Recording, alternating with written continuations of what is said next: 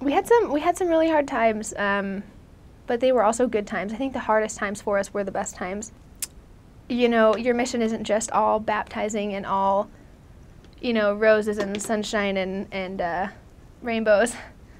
There's a lot of difficult times. You could get physically ill, you could get injured, you can, you know, you can even get depressed, you can, you know, have hard things happen to you, you can have people not want to listen, which, you know, they're very Catholic and people will not listen sometimes, but I think it's important to keep your perspective, keep that vision, remember why you're there. You know, you made this decision for a reason, and remember that, you know, Heavenly Father's obviously on your side. Jesus Christ is obviously on your side. You know, you're doing the right thing. I remember specifically there was a time towards the end of my mission I was getting very frustrated, and you're not always going to get along with every companion, unfortunately, which is another thing that you learn, how to deal with people, how to get along with people, and how to love them with Christ-like love, even if you know you don't get along with them all the way. My last companion and I sometimes had some problems, and I think we were both stressed out because we were both towards the end of our mission. She had 3 transfers left, I had 2. So we were both nearing the end.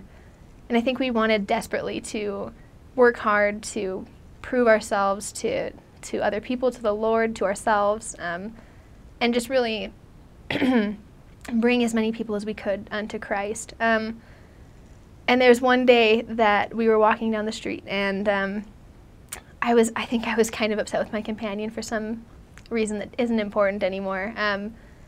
We were very stubborn, and I think we probably butt heads.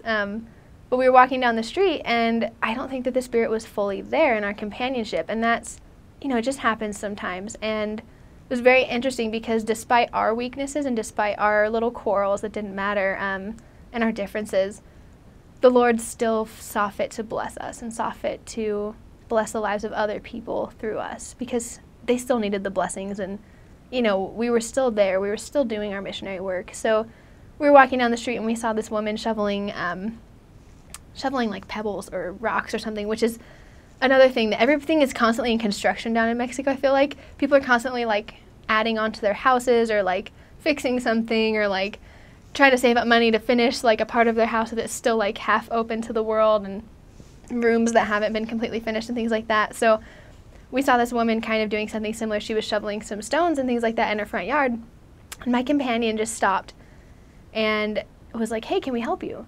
Because that's the thing we do. I mean, you're going to feel weird at first, but you just offer to help everybody, and like people eventually start accepting you. And my companion says, "Hey, can we help you, you know, shovel? Can we do something for you?" And I mean, we're in skirts, you know, we're in dresses, we're missionaries.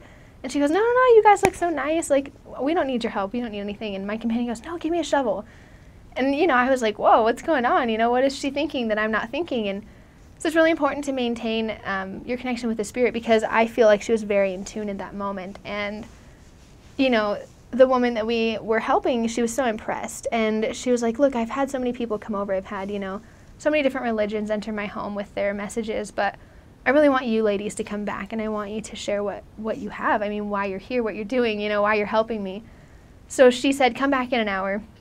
Come dar la vuelta," which is another very common phrase, which is, you know, come turn the corner, come give us another, you know, drop by later.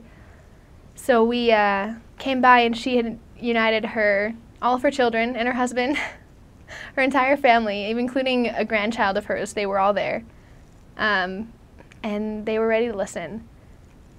And I don't think I'll ever forget getting to know them, and the opportunity that we had to teach them was incredible. Granted, people don't progress instantly, and it's always a struggle, because they're trying to reconcile their current ideas with the ideas I think that they've known since their pre-existence. And it was very special to get to watch her and her family, how much they loved each other. I learned a lot from them. I don't know how much they learned from me, but I learned a lot from them about love, about service, about, you know, communication, about humor even. I mean, she was hilarious. The mother of this family had such a good sense of humor, and she was so sweet and kind, and her daughter would bake us cookies and cakes and things, and her son would crack jokes with us, and, you know, it was like we were part of the family. They really opened their hearts and their homes to us. And, you know, the end of my mission, the last weekend of my mission, they ended up deciding to make a covenant with the Lord and get baptized.